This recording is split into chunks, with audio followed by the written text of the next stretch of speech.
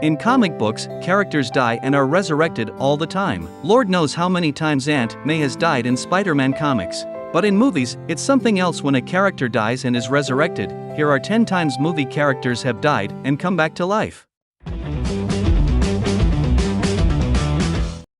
Selina Kyle, Batman Returns. Before she joined the Marvel Cinematic Universe as Janet Van Dyne in Ant-Man and the Wasp, comics. I am Catwoman. Hear me roar.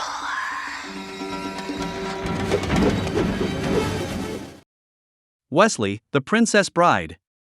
I killed you too quickly the last time, a mistake I don't mean to duplicate tonight. Wesley is an all-around good guy and swashbuckling hero, but that doesn't mean he can avoid death by pseudoscientific means. After he's captured by Prince Humperdinck and the Six-Fingered Man, he's locked up in the latter's pit of despair, where he becomes a guinea pig for his captor's death machine. The machine seems to work by literally draining the life out of the victim, but it's not really important how it works. What's important is that Wesley is dead, or rather, Wesley is mostly dead. After he's rescued by former baddies Inigo Montoya and Fezzik, he's brought to a healer named Miracle Max, who feeds Wesley a giant pill slathered in chocolate coating. It takes a while for the pill to kick in, and even when it does, Wesley's muscles don't react immediately. In fact, for much of the third act, he has to be carried around a castle mid-siege.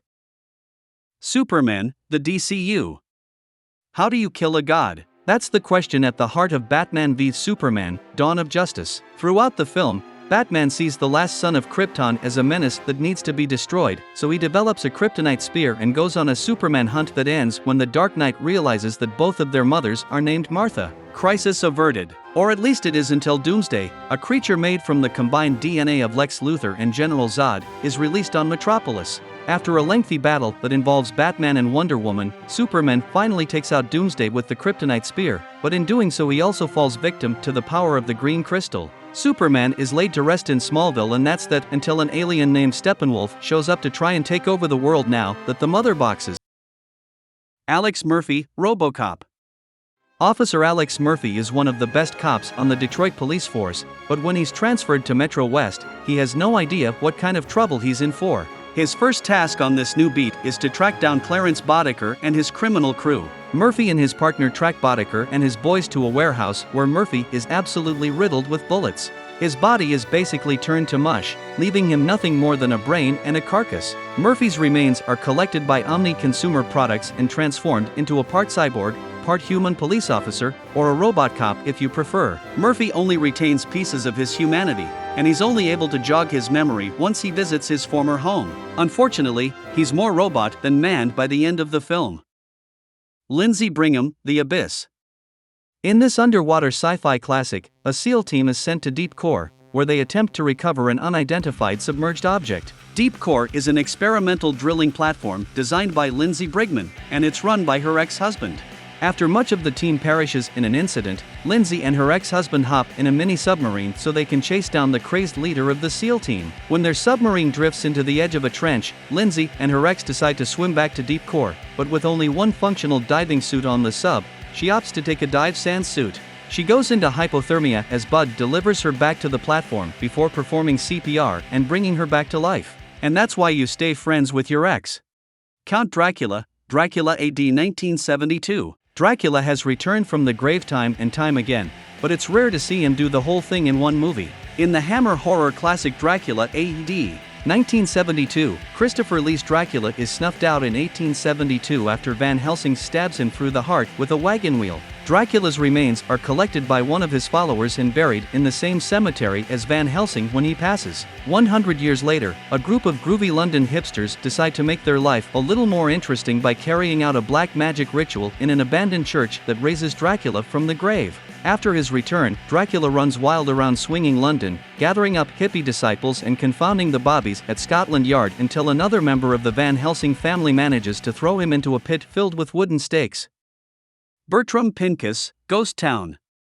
During a routine colonoscopy, dentist Bertram Pincus dies for 7 minutes due to an issue with the administration of a general anesthetic. However, Pincus isn't aware that he flatlined until he starts seeing ghosts all over the place. Pincus actually dies not once, but twice in Ghost Town. Towards the end of the film, he's hit by a New York City bus while he tries to convince the ex-wife of a ghost he's been chumming around with that the ghost actually loved her despite his infidelity. Pincus dies, turns into a ghost, and sees the entire scene unfold in front of him before waking up in a hospital bed.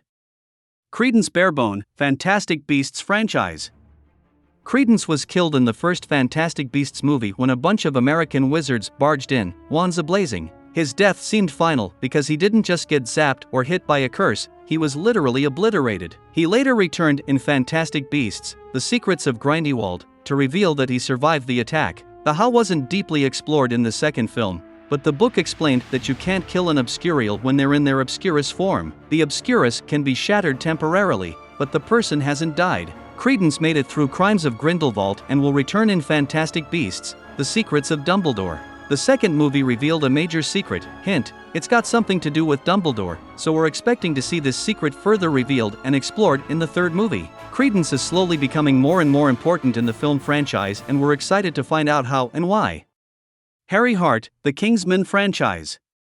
Colin Firth's Harry Hart got shot in the face by villain Valentine in Kingsman: The Secret Service. His death was a difficult one for Eggsy and the audience, so imagine the surprise for both when it was revealed that Harry returned in Kingsman: The Golden Circle.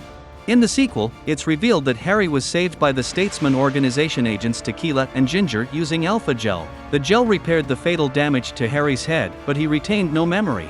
Eggsy and Merlin spent quite a bit of time in the second movie trying to regain Harry's memory, including inducing strong emotions so that it will re-trigger all the trauma he's had and bring back memories of his Kingsman training and his true identity. Spock, the Star Trek franchise.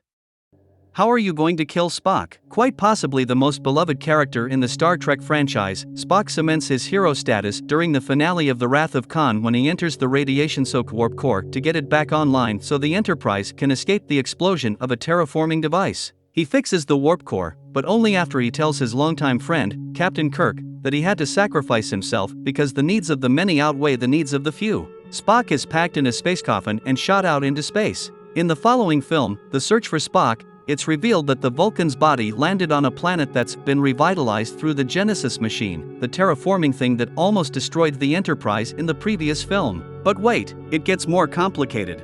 The deceased Spock has been reborn thanks to the Genesis device, but not like a zombie or anything. He's literally reborn as a baby who has grown up super fast on a planet that's quickly destroying itself. Kirk and the crew of the Enterprise make their way to the planet so they can extract Spock's essence from Dr. McCoy before it kills the old Sawbones. Spock finally receives his essence, or Katra, if you will, and he's back, albeit with jumbled up memories. That was our look at characters who died and came back to life in movies. What did you think? What other movie characters have died and been resurrected? Let us know in the comments below, and make sure you like the video, subscribe to my channel and check out the Carl Vincent Vampire Hunter franchise also in the comments section. Until next time, this is Kevin Given saying live long and prosper, may the force be with you, and keep reaching for the stars.